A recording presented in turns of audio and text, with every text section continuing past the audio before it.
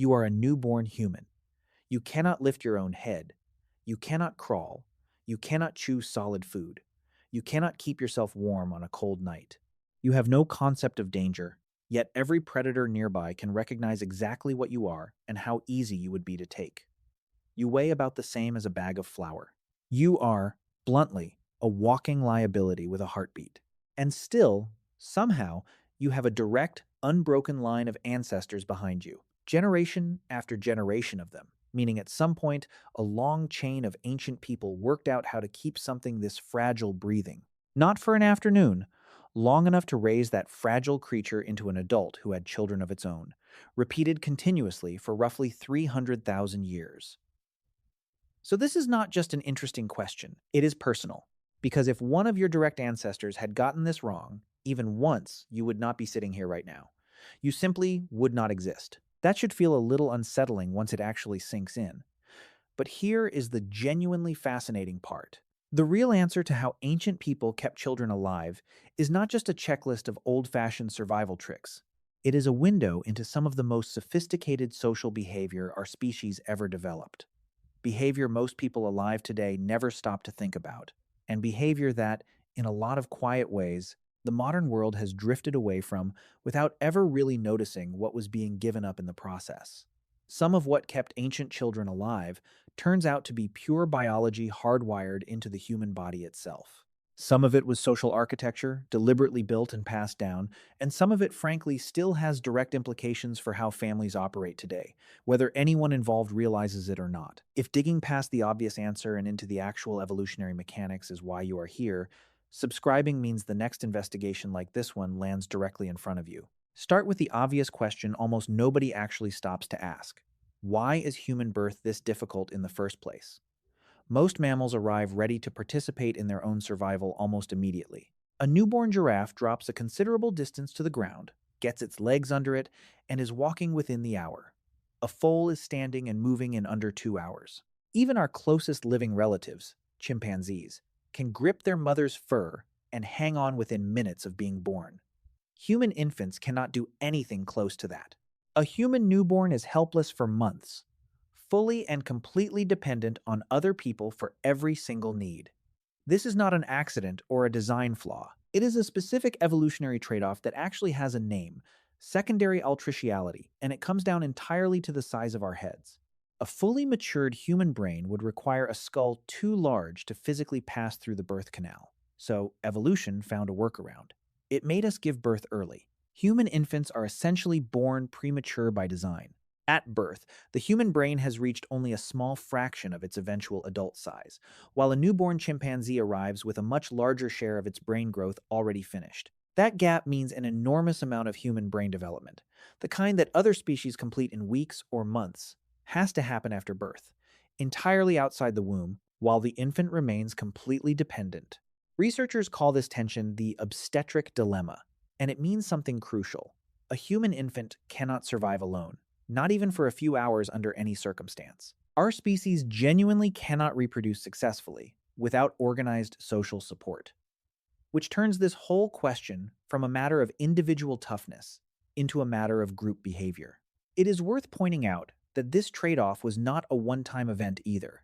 It kept intensifying generation after generation as brain size crept upward, meaning the pressure to build better social support systems around infants only grew heavier the more intelligent our species became.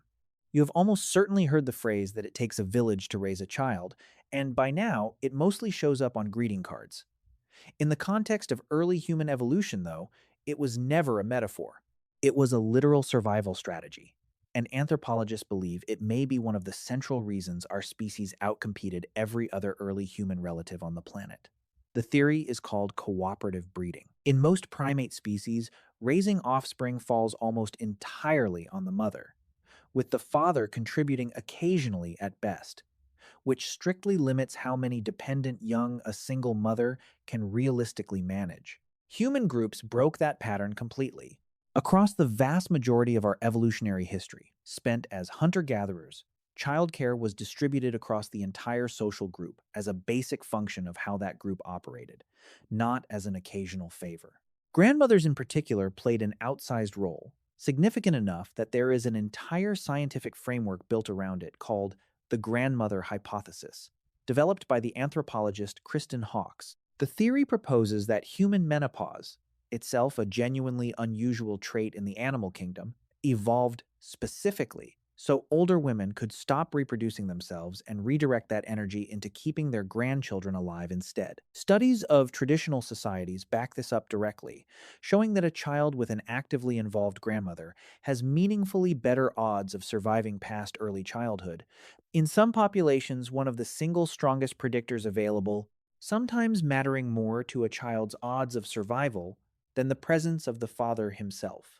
Cooperative breeding like this is genuinely rare among mammals, which makes it worth comparing to a few other species that independently arrived at something similar. Meerkats raise their pups through a shared colony effort, with non-breeding adults taking turns as babysitters and sentries. Certain small primates called marmosets also rely heavily on group-wide infant care, rather than leaving it to the mother alone. In every one of these cases, cooperative breeding shows up, specifically in species facing unusually demanding offspring, which lines up perfectly with why humans, saddled with the most metabolically expensive infants on the planet, needed the exact same solution. It was never just grandmothers either. Aunts, uncles, older siblings, and unrelated adults within the same group all took part in daily childcare in ways that simply do not happen in most primate societies. Researchers studying modern hunter-gatherer groups, who offer at least a partial window into ancestral behavior, have found that fathers among groups like the AKA of Central Africa stay within arm's reach of their infants for a striking share of the day, more consistently involved than the average father in a modern industrialized household. The child was embedded inside a dense web of relationships, rather than resting on just two parents. And that density was not a philosophy. It was survival engineering, the kind of redundancy an engineer would build into any system where a single point of failure was simply not acceptable. Now consider something that tends to make modern audiences slightly uncomfortable: ancient breastfeeding practices. In traditional societies, and among our closest primate relatives, nursing commonly continued for 2 to 4 years, sometimes longer, which lines up with current health guidance recommending breastfeeding well past a child's second birthday. Weaning earlier than that would have been genuinely risky in an ancestral setting. Hunter-gatherer mothers also nursed far more frequently throughout the day than is typical now, sometimes several times an hour during the earliest months. That constant feeding did more than provide calories. It regulated an infant's stress response and functioned as a natural form of contraception, suppressing ovulation and spacing births roughly 3 to 4 years apart, a rhythm that shows up consistently across studied hunter-gatherer populations and reflects a species built to carry one dependent child toward independence before starting the next. Wet nursing, one woman breastfeeding another woman's child, also appears to be extremely old and widespread across cultures, helping orphaned or sick infants survive while strengthening bonds between families in ways that likely paid off for the whole group over time, effectively treating milk itself as a shared resource, rather than something owned exclusively by one mother and one child. Think practically about being a mother in that world for a moment. You need to gather food across real distance and rough terrain while keeping a completely helpless infant alive the entire time. You cannot set the baby down. Predators exist. Exposure exists. An infant that gets cold can decline shockingly fast, and a baby crying alone is essentially an advertisement to anything nearby that hunts. The solution ancient people arrived at was constant physical contact, carrying an infant against the body throughout the day, a practice now generally called babywearing that appears to be the ancestral default for our entire species. There is real physical evidence for this, beyond pure behavioral inference. Archaeologists studying impressions left in ancient clay and fragments of preserved cordage at several prehistoric sites have identified twisted fiber consistent with woven slings or wraps, physical tools built specifically for carrying, not just baskets or nets used for other purposes. Human infants are also born with a powerful grasping reflex, gripping instinctively and with surprising force the moment something touches their palm, a remnant behavior that almost certainly evolved for clinging directly to a caregiver's body. Skin-to-skin contact measurably regulates an infant's heart rate, breathing, temperature, and stress hormones. And cross-cultural research has found that infants who are carried throughout the day cry dramatically less than infants who spend significant stretches of time alone, not because carried babies are somehow spoiled, but because that contact is meeting a real physiological need. Ancient infants were very likely carried for most of their waking hours and rarely, if ever, left alone. A sharp contrast with a great deal of modern parenting advice built around cribs, separate rooms, and scheduled independence. Eventually, every infant needs food beyond milk. And this is where things get inventive, and occasionally a little unappetizing by modern standards. There were no pureed jars of food, and no perfectly balanced first meals. There was whatever the group had managed to gather or kill that particular day. Prepared, however, was actually possible. The most common method for softening food for infants across ancient and traditional societies was premastication, an adult chewing food and passing it directly into the infant's mouth. It sounds alarming by contemporary hygiene standards, and it does transfer bacteria from adult to infant. But some of that transferred bacteria appears to genuinely support early immune development, and the behavior itself shows up in chimpanzees too, suggesting it is extremely old, likely as old as our entire genus.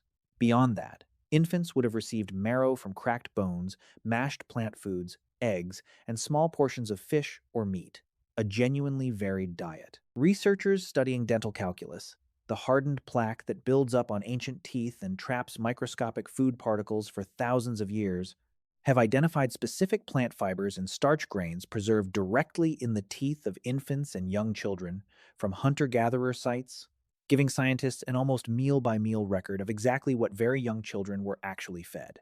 That same dental evidence shows hunter-gatherer children generally had better overall nutrition and noticeably fewer cavities than children from early farming populations who became heavily dependent on starchy grains. Which means, somewhat counterintuitively, that eating a broad hunter-gatherer diet was healthier for young teeth than an early agricultural diet built around bread. Sleep looked nothing like the modern nursery either. Across every studied hunter-gatherer society and the overwhelming majority of traditional cultures worldwide, infants and young children sleep in direct physical contact with at least one adult, not in a separate room, not in a crib, against another human body through the night. This practice, generally called cosleeping, represents the default human arrangement for the vast majority of our species' entire existence. Concerns about it in modern contexts are legitimate, largely tied to soft bedding and impaired adult caregivers. But those specific risks look very different against firm ancestral sleeping surfaces and sober, responsive adults. Co-sleeping is associated with more stable infant body temperature, steadier breathing, more frequent nighttime nursing, and longer overall breastfeeding duration. The anthropologist James McKenna, who has spent decades studying infant sleep directly, has proposed that a sleeping adult's ordinary breathing and movement may help regulate an infant's own still unreliable breathing patterns during a critical developmental window, a theory relevant to ongoing research into sudden infant death syndrome. Whether or not every detail of that theory holds up perfectly, the larger point stands. Human infant physiology evolved expecting physical contact overnight, and the private nursery is an extremely recent invention by comparison. None of this made ancient childhood easy. Best estimates suggest that in Paleolithic and early agricultural populations, somewhere between a third and half of all children died before reaching age 5, not from a lack of care, but from operating without germ theory, antibiotics, vaccines, or modern nutrition science. Ancient people still worked with what they had, and some of it genuinely helped. Willow bark, essentially the original aspirin, was used for pain and fever for thousands of years. Honey served as an antimicrobial wound treatment in ancient Egypt and likely well before it. Garlic carries real antimicrobial properties that ancient people had empirically identified long before anyone could explain why it worked. None of it could stop bacterial infection or severe dehydration outright, but it was far from nothing. Ritual mattered just as much. Every recorded human culture developed ceremonies built around birth and early childhood, naming rites, protective charms, formal blessings. To modernize, these can look like pure superstition, but anthropologists argue they served genuine social functions, binding a community publicly around a child's welfare, and giving people a structured way to process grief when children died. which happened often. Archaeological infant burial sites are frequently arranged with real care, sometimes with deliberate grave goods, sometimes with flowers laid in with the body. Direct physical evidence against the idea that ancient parents were somehow indifferent to loss. Here is the part of this that catches most people off guard. A meaningful portion of what ancient people did to keep children alive was arguably more effective than what has since replaced it, at least within the behavioral and social dimension of childcare specifically. Vaccines, clean water, and modern medicine are not up for debate here. The collapse of child mortality over the past couple of centuries stands as one of the great achievements in human history, full stop. But industrialized societies have also quietly dismantled some of the social structure that once did real work without anyone fully realizing what was being lost. The extended family network that once spread childcare across many adults has largely given way to smaller, more isolated households. Constant physical contact has given way to bouncers, swings, and playpens designed specifically to keep an infant content without being held. Shared sleep has given way to the separate nursery and a cultural discomfort with dependence that looks genuinely strange from an evolutionary standpoint. None of this reflects a personal failure on any parent's part. It reflects real economic and social shifts, urbanization, two-income households, and the breakdown of extended family living arrangements, changes that had nothing to do with child welfare in the first place. But rates of postpartum depression, infant sleep struggles, and parental burnout in industrialized countries remain real, well documented, and remarkably high. And the gap between that modern social environment and the one our species actually evolved inside of is enormous. The ancestral answer to keeping a child alive was never do it entirely alone and rarely even do it as just a couple. Distribute the load, share the exhaustion. Make sure no single adult is ever the only thing standing between a child and disaster. That was never philosophy.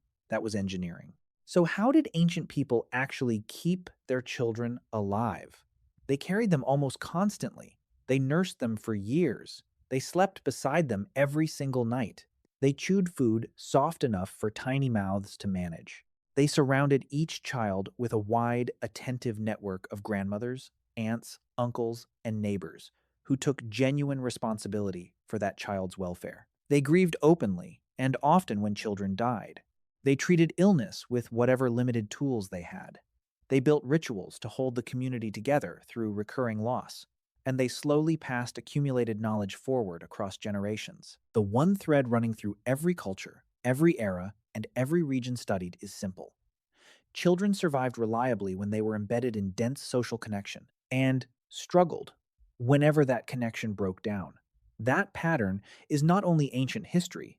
We have built extraordinary tools for keeping children physically safe, and that progress against disease and early death is genuinely remarkable. What we are still figuring out is how to rebuild the social side of that same equation, the dense, overlapping network of shared care our species spent hundreds of thousands of years relying on. Ancient people never had antibiotics, ultrasounds, formula, or car seats.